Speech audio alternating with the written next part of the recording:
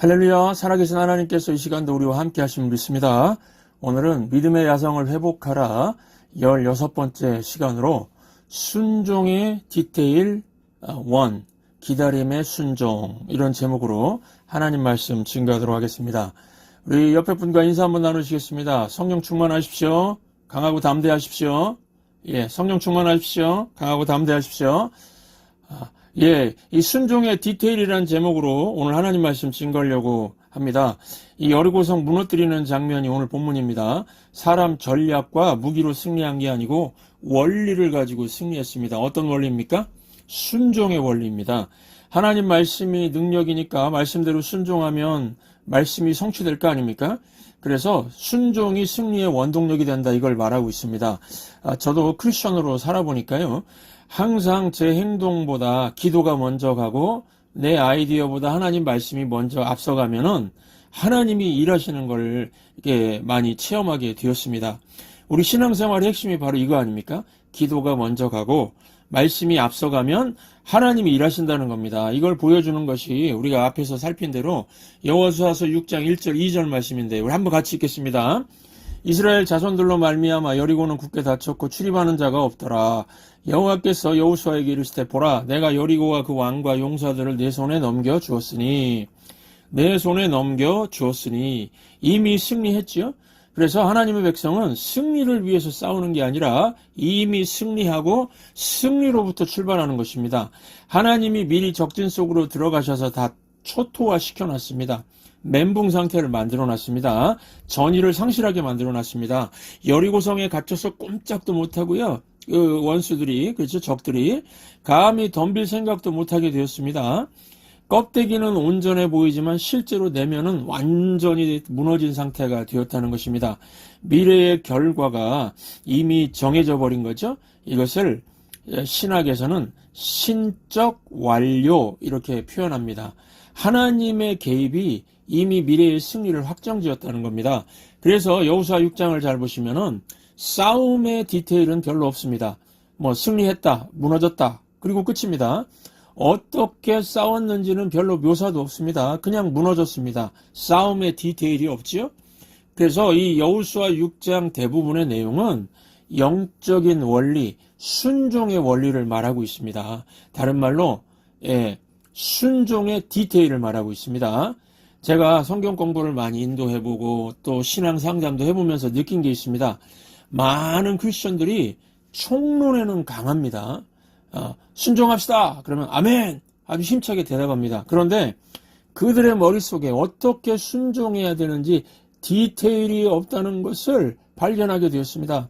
여러분, 순종하면 승리한다, 다 아는 얘기죠. 하나님 말씀이 능력이니까 말씀에 순종하면 승리할 거 아닙니까? 하지만 어떻게 순종해야 되는지 물어보면 대답을 못하는 사람들이 많다는 겁니다. 그래서 3주 동안에 걸쳐서 순종의 디테일이란 주제로 말씀 증거하려고 합니다. 순종의 디테일, 다른 말로 우리가 순종할 때 순종의 모습이 좋아야 된다는 겁니다. 한 주에 한 가지씩 말씀드리도록 하겠습니다. 오늘 한 가지 말씀드립니다. 진짜 순종, 순종의 디테일이죠. 진짜 순종은 기다림의 순종이라는 겁니다. 기다림을 통한 순종이 있어야 된다는 것입니다. 하나님이 여호수아의 손에 여리고와 그 왕과 용사들을 넘겨 주었다고 하셨지만은 당장 주시지 않으셨죠. 6일 동안 여리고성을 한 바퀴 돌고 7째 날에는 7바퀴 돌라고 하셨습니다. 그러니까 여리고성을 뱅뱅 돌라는 거죠. 한 바퀴도 아니고 무려 13바퀴를 돌라고 하셨습니다. 우리 인생 가운데도 그렇습니다. 하나님께서 우리를 답답한 가운데 머무르게 할 때가 있습니다. 다 아는 것 같은데 자꾸만 뱅뱅 돌라고 하십니다. 똑같은 걸 또 하라고 합니다. 뱅뱅 돌아라, 그 말은 속된 말로 뺑뺑이 돌린다는 거죠. 뺑뺑이. 하나님의 사랑하는 자들을 뺑뺑이 돌립니다. 이해가 잘 안 되죠. 이해가 안 되는데 여호수아 6장 보시면은 이렇게 하라, 그렇게 말씀하시고 또 이렇게 했다 그러면서 하나님께서 또 그 기록을 또 남기셨으니까 2번씩 같은 기록을 남기신 겁니다. 여호수아 6장 앞부분 보니까 이렇게 하라가 나오죠. 그리고 이어서 이렇게 했다는 내용이 또 반복 기록됩니다. 그러니까 다른 말로 먼저 하나님 말씀을 들었다는 것을 언급하고 그리고 들은 대로 행했다는 걸 또 강조하고 있습니다. 이해, 공감, 납득이 안 되는 얘기를 2번씩이나 하신 겁니다. 일단 여호수아와 이스라엘 백성들이 들은 말씀을 한번 보겠습니다. 3절부터 5절까지 함께 읽습니다. 너희 모든 군사는 그 성을 둘러 성 주위를 매일 한 번씩 돌되 엿새 동안을 그리하라. 제사장 7은 7 양각 나팔을 잡고 원약궤 앞에서 나아갈 것이요. 7째 날에는 그 성을 7번 돌며 그 제사장들은 나팔을 불 것이며 제사장들이 양각 나팔을 길게 불어 그 나팔 소리가 너희에게 들릴 때에는 백성은 다 큰 소리로 외쳐 부를 것이라. 그리하면 그 성벽이 무너져 내리리니 백성은 각기 앞으로 올라갈지니라 하시매. 이게 여러분 일반 전쟁은 아니죠. 일반 전쟁을 이렇게 하는 군대가 어디 있겠습니까? 이거는 영적 전쟁이다 그런 뜻입니다. 그러니까 기다리면 승리한다 그런 겁니다. 그래서 잘 기다려라, 뺑뺑이 잘 돌아라 그렇게 말씀하시는 거죠. 여러분 이렇게 기다림을 가지고 뺑뺑이 도는 순종을 하다 보면은 어떤 현상이 나타날까요? 첫 번째, 사람들의 비웃음이 있겠죠. 그러니까 이 비웃음을 이겨내는 것이 순종의 과정입니다.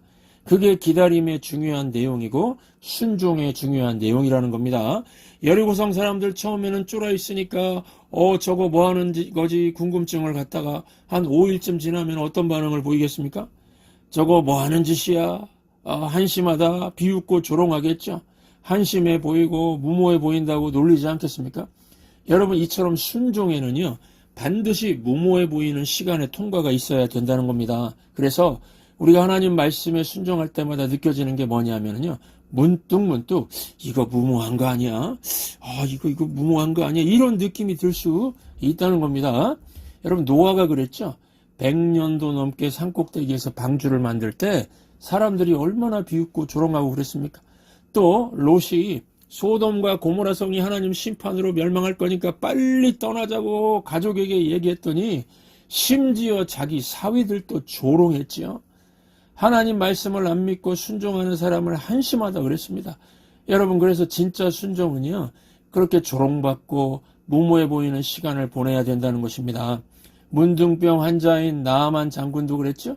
하나님 말씀이 요단강 물에 들어가서 7번 목욕하라 그러면 문둥병이 나을 것이다 그랬습니다. 그것도 되게 무모해 보이지 않습니까?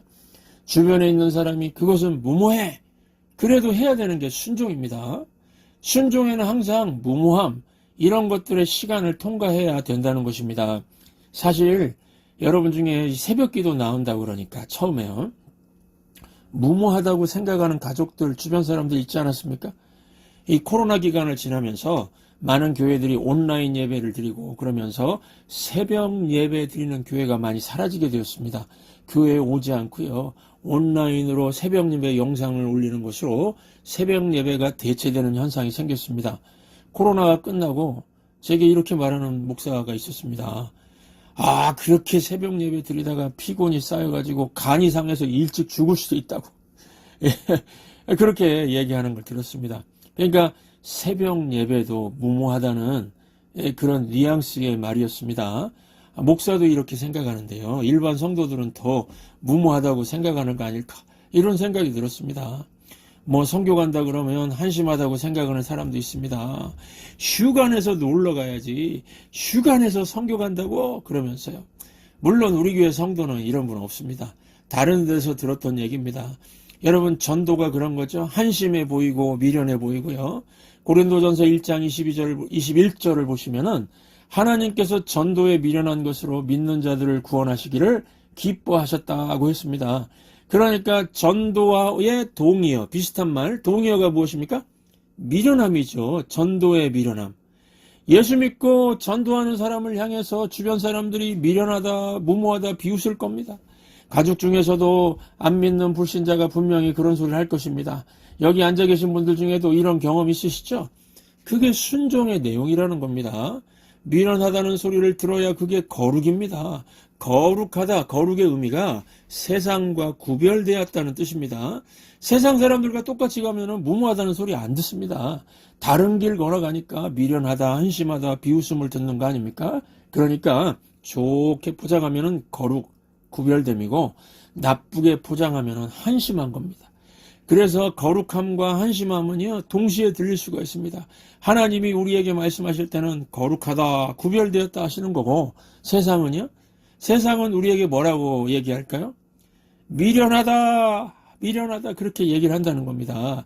그게 기다림의 시간입니다. 순종의 디테일, 여러분들 이해되시죠? 순종의 디테일 첫 번째는 기다림의 순종인데, 기다림의 순종이 있는지 없는지를 알기 위해서는 반드시 무슨 소리를 들어야 된다고요?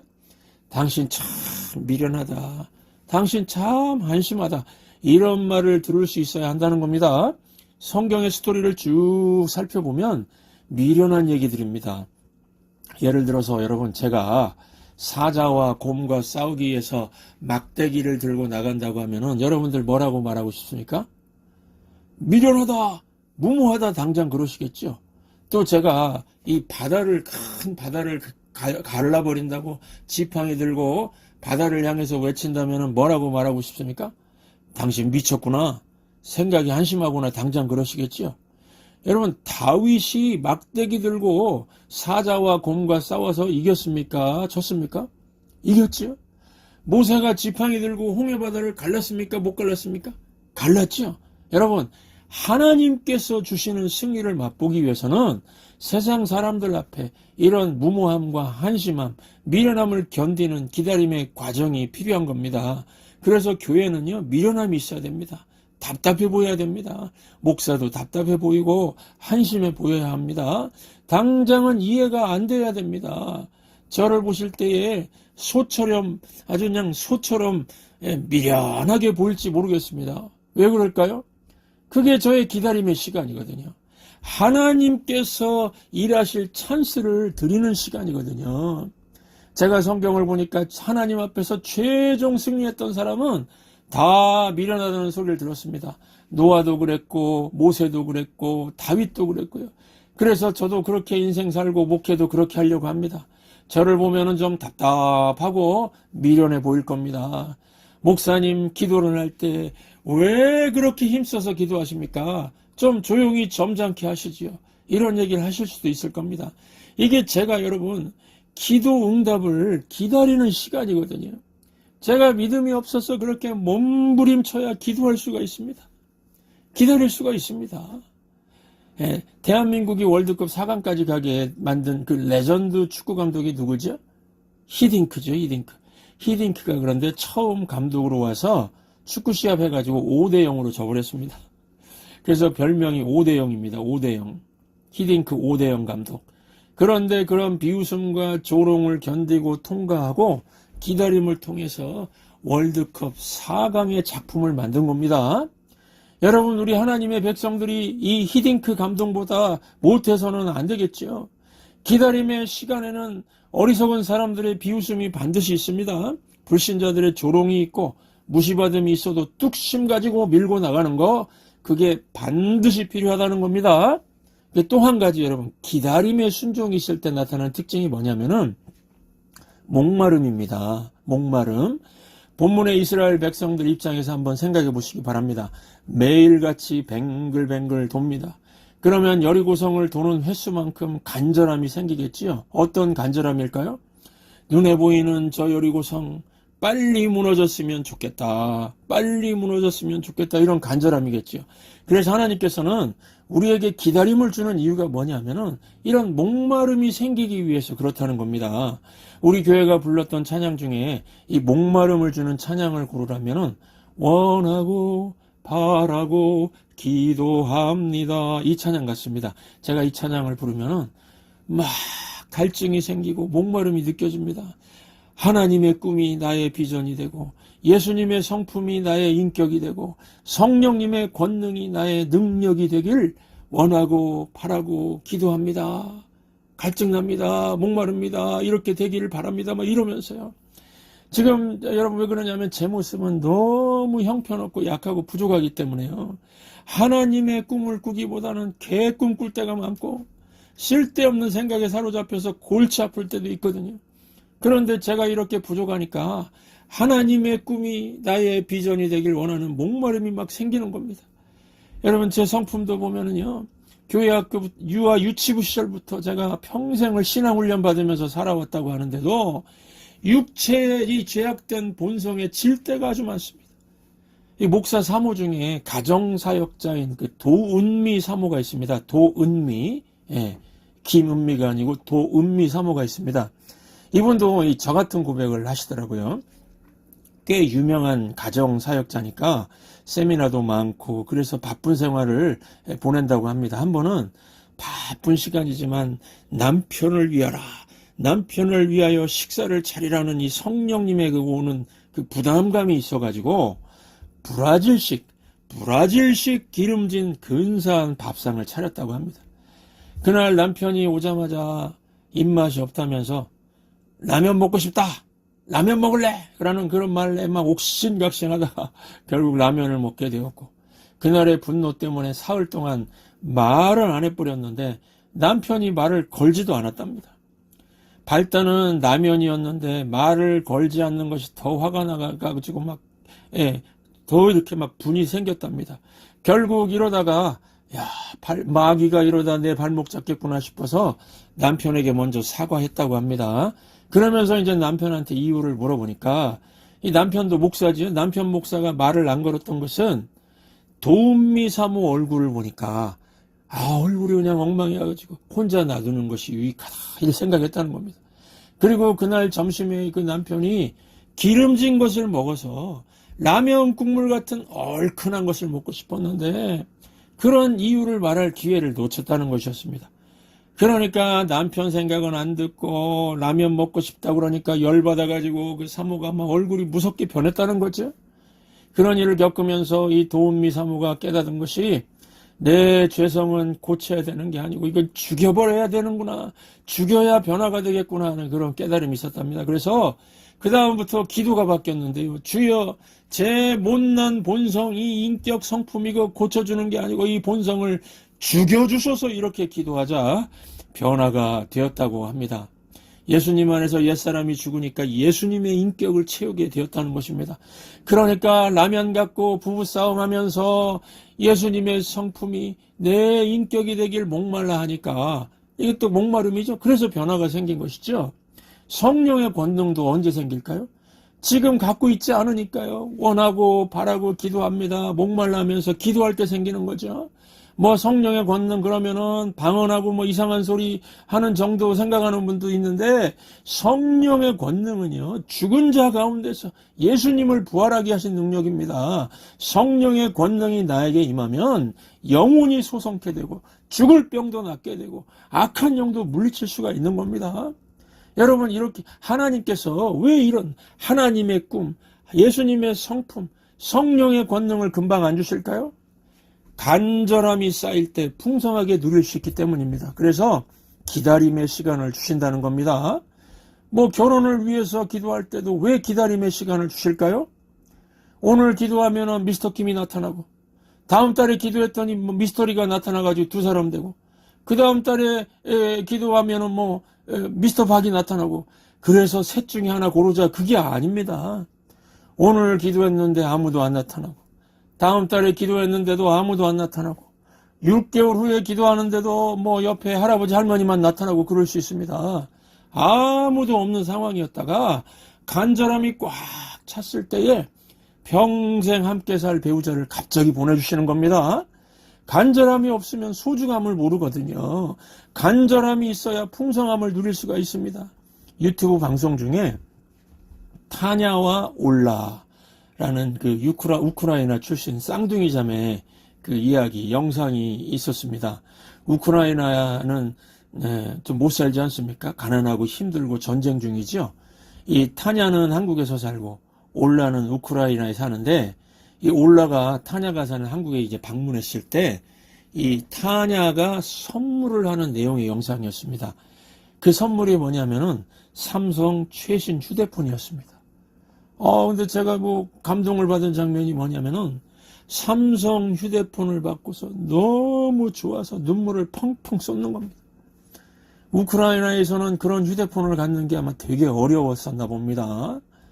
그런데 저만 감동을 받은 게 아니고 그거 보니까 500만 명 이상이나 그 유튜브 영상을 보면서 감동받았다, 감동받았다, 막 감동의 댓글을 남겼습니다.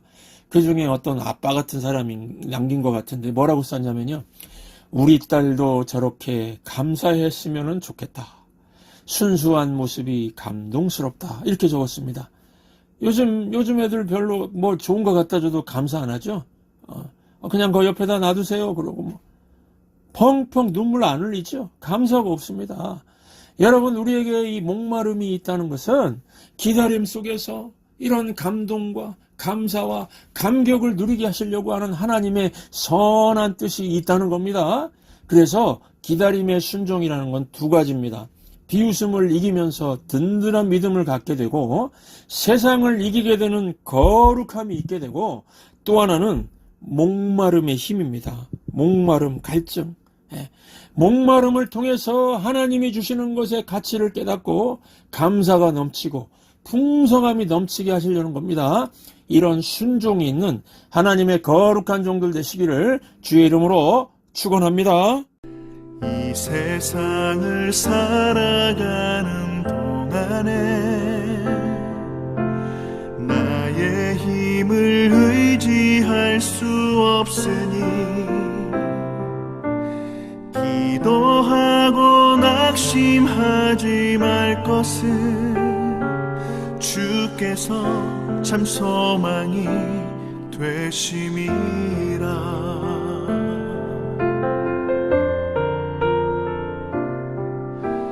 주의 길을 걸어가는 동안에 세상의 것 의지할 수 없으니 감사하고 낙심하지 말 것은 주께서 참 기쁨이 되심이라. 하나님의 꿈이 나의 비전이 되고 예수님의 성품이 나의 인격이 되고 성령님의 권능이 나의 능력이 되길 원하고 바라고 기도합니다.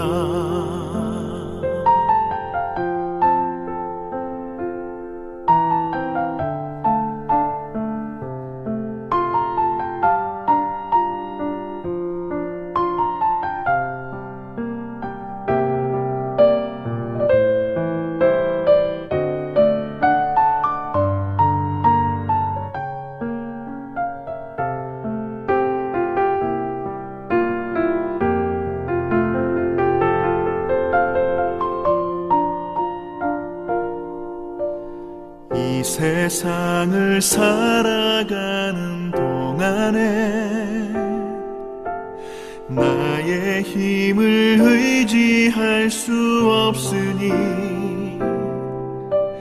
기도하고 낙심하지 말 것은 주께서 참 소망이 되심이라.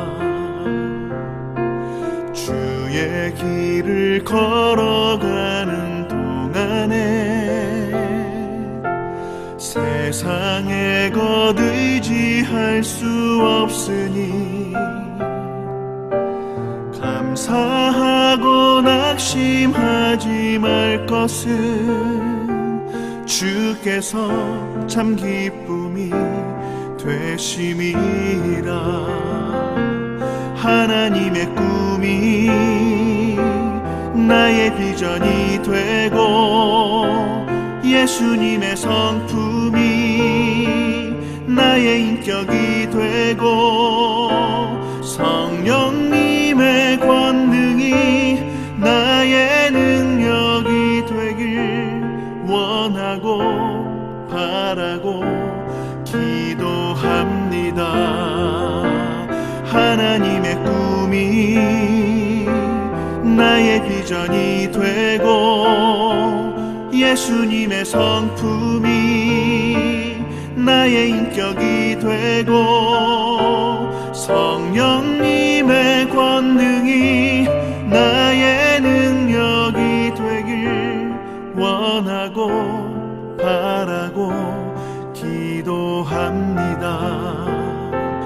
성령님의 권능이 나의 능력이 되길 원하고 바라고 기도합니다.